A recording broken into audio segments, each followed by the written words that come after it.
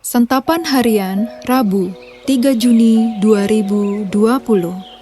Hari ini kita akan membaca 2 Korintus pasal yang kedua, ayat yang kelima hingga ayatnya yang ke-11.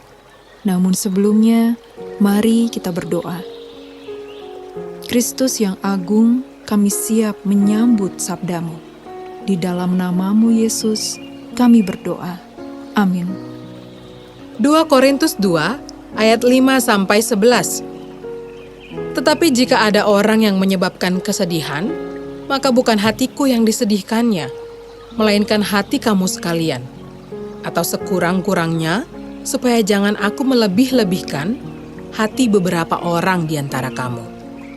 Bagi orang yang demikian, sudahlah cukup teguran dari sebagian besar dari kamu, sehingga kamu sebaliknya harus mengampuni dan menghibur dia, supaya ia jangan binasa oleh kesedihan yang terlampau berat.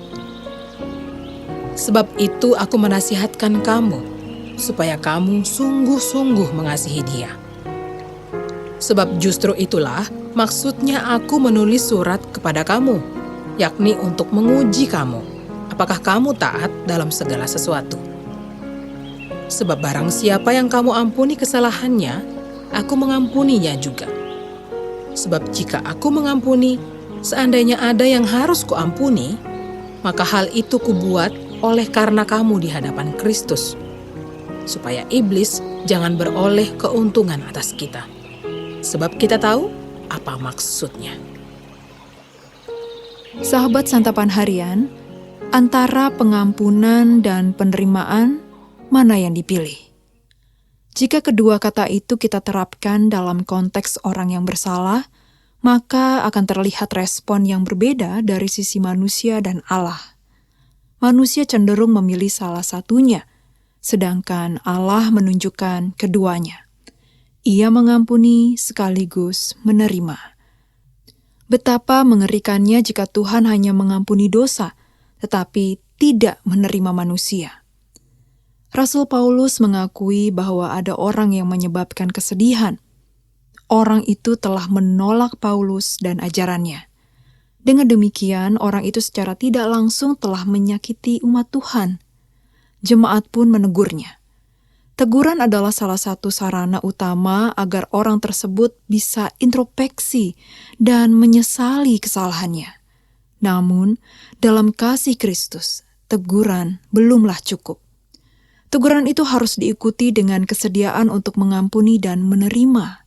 Artinya, jemaat bukan mengusir orang yang bersalah, tetapi menerimanya kembali dengan sikap ramah. Maka hasilnya bukan kebinasaan, melainkan pertobatan. Hal ini harus dilakukan demi mencegah pekerjaan iblis memecah belah jemaat. Perpecahan jemaat sangat mungkin terjadi karena masalah internal. Salah satunya adalah tidak adanya kesediaan untuk saling mengampuni dan menerima. Ketika ada seseorang melakukan kesalahan, bukannya ditegur secara baik-baik, justru dijadikan bahan pergunjingan. Tidak berhenti sampai di situ. Orang itu pun dikucilkan dalam kehidupan berjemaat.